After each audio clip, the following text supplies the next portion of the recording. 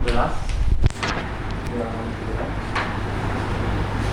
tapi sebelumnya nanti saya sebentar ada meeting sebentar, ada kelas tapi cuma sekitar 5-10 menit, cuman yang doang ada kelas terakhir di kampus gitu, jadi nanti sebentar saya cuma ngempalin nanti oke. Di sini kita akan, saya menganggap kalian di sini dari nol semua. Jadi saya anggap kalian benar-benar buta tentang akuntansi gitu ya. Jadi kalau ada teman-teman yang mungkin lebih cepat nangkepnya atau mungkin sudah lebih rajin mengerjakannya, nanti tolong tetap tunggu teman-teman yang lain karena saya akan satu persatu ulanginya gitu ya.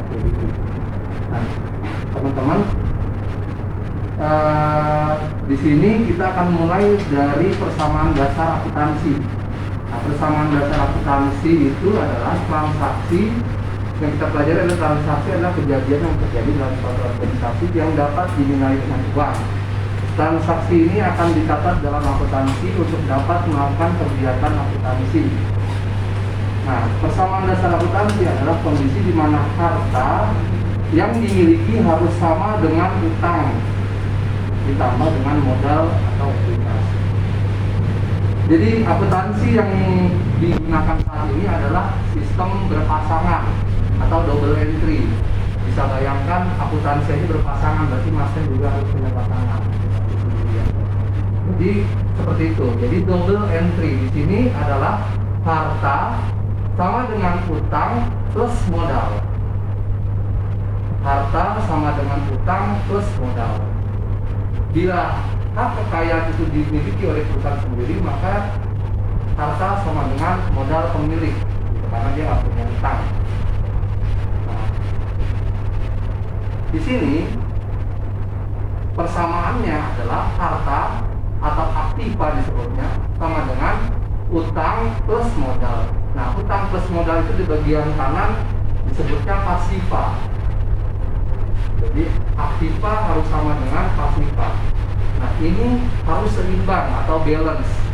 Nah, kalau di akuntansi itu bisa disebut seimbang. Seimbang belum tentu benar, tapi seimbang pasti salah. Jadi balance belum tentu benar, tapi unbalance sudah pasti salah. Nah, harta sama dengan di bawahnya adalah utang plus modal ditambah P. P itu pendapatan ditambah dengan dikurangi dengan biaya. Jadi utang plus modal plus pendapatan dikurangi biaya. Nah, biaya di sini, jadi kalau misalkan teman-teman nanti ketika dalam pengerjaan soalnya nanti, bahwa biaya akan mengurangi modal sedangkan pendapatan akan menambah modal gitu. Nah, di sisi aset adalah kekayaan yang dimiliki oleh perusahaan seperti cash, piutang usaha, piutang wesel, perlengkapan, biaya dibayar di muka, peralatan, gedung, tanah, dan lainnya. Jadi di sini contoh-contoh akunnya ya, contoh-contoh akunnya. Sedangkan di sisi kewajiban adalah utang jangka pendek, utang wesel, dan juga utang jangka panjang. Jadi yang membedakan antara utang jangka pendek dan utang jangka panjang adalah dari sisi kewajibannya itu. Kalau utang jangka pendek berarti harus dibayar kurang dari 1 tahun. Sedangkan lebih dari 1 tahun bisa disebut sebagai utang jangka panjang. Nah, berikutnya pada kewajiban utang untuk perusahaan disebut sebagai utang usaha, tadi udah. Nah, berikutnya adalah modal. Hak para pemilik perusahaan yang ditanam dalam perusahaan. Sedang perusahaan perseroan itu adalah modal saham dan laba bagi-bagi atau laba di saham. Kira-kira sampai sini bisa dipahami nggak? Bisa dipahami. Kalau misalkan teman-teman ada yang nggak paham, jangan malu untuk bertanya, karena kalian di sini memang untuk belajar supaya bisa, gitu ya. Jadi nggak usah malu untuk bertanya. Stop aja saya ketika kalian ingin mendapat penjelasan lebih, gitu ya. Nah, persamaan dasar merupakan konsep pencatatan akuntansi dengan sistem berpasangan. Setiap transaksi sesuai dengan pasangannya. Di sini ada setiap transaksi itu memunculkan 3: harta dengan harta, harta dengan utang, dan harta dengan modal.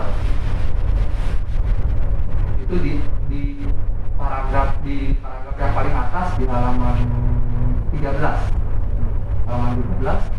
Jadi harta dengan harta, harta dengan utang, dan harta dengan modal. Di sini mungkin kalian akan lebih jelas lagi ketika mendapatkan langsung contoh soal, ya.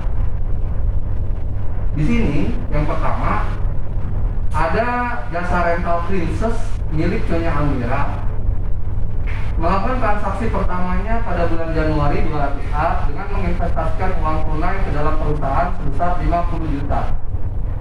Gitu. Lalu ya. Nah, nanti dana cekahnya itu benar.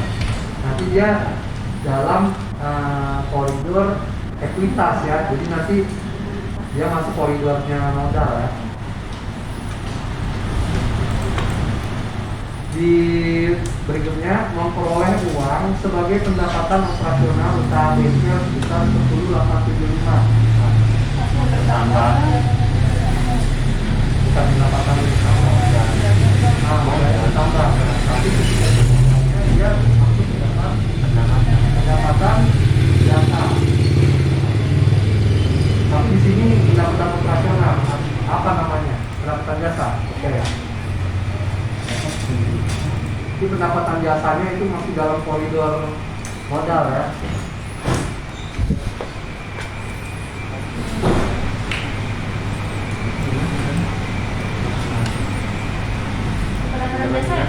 Ya.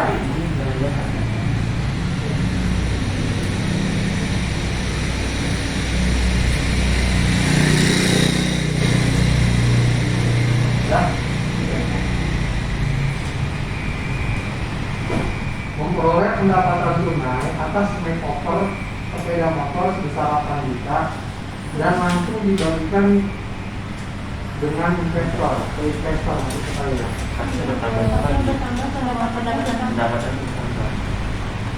Pendapatan hasil jadinya. Ini apa judulnya? Pendapatan bagi hasil ya. Kalau judulnya itu dibagikan langsung.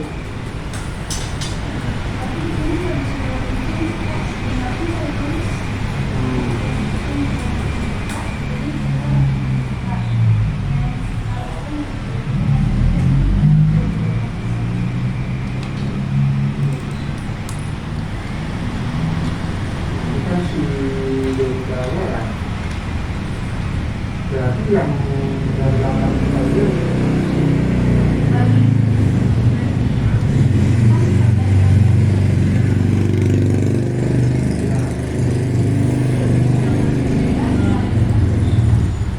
di sininya maksud saya perlu dibagi kamarnya lagi nggak?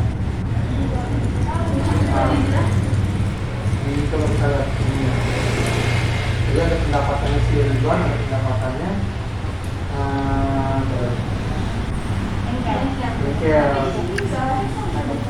Sebenarnya di situ langsung dimasukin semua.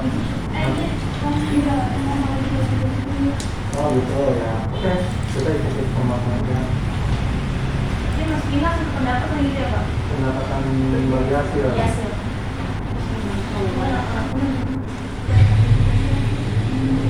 Pendapatan dasar doang. Nah, di sini kita lihat dari akun yang Oh,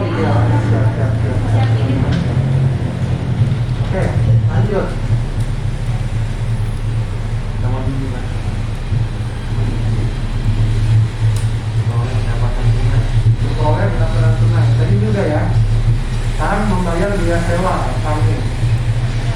Orang Beban sewa. sewa ya. Nah itu kalau saya prefernya sebenarnya sih prefer maksudnya saya lebih condong ya strategi juga sih. Jadi persamaan dasar akuntansinya itu masuk gitu. Kalau plus sama plus kan nanti nggak balance. Iya. Betul nggak? Di magnet ini minus ini. Kalau saya prefernya gitu. Oke. Kalau kan tadi isinya saya kan di samping kanannya ada. Artinya dalam sisi perusahaan itu mendapatkan uang pasnya bertambah. Betul. Nah maka di sebelah kiri dicatatlah pas bertambah 50 juta di sebelah kiri. Di sisi kanan dicatat sebagai modalnya nyonya Almira. Jadi antara kiri dan kanan aktiva dan pasifa harus sama jumlahnya. Begitu. Nah sampai di transaksi pertama ini semua paham? Oke. Berikutnya di transaksi kedua Nyonya Almira membeli peralatan seharga 15 juta. Nyonya Almira membeli peralatan seharga 15 juta. Nah, maaf, tadi yang di transaksi pertama ini disebutnya transaksi antara harta dengan modal. Nah, jadi ada 3 tadi ya transaksi. Kalau yang pertama tadi transaksi antara harta dengan modal. Nah, di transaksi kedua Nyonya Almira membeli peralatan secara cash 15 juta. Nah, berarti di sisi perusahaan peralatannya bertambah. Maka kita di sebelah kiri tambahkan equipment. Gitu. Bahasa Inggrisnya peralatan adalah equipment. Jadi di sisi kiri bertambahlah equipment 15 juta.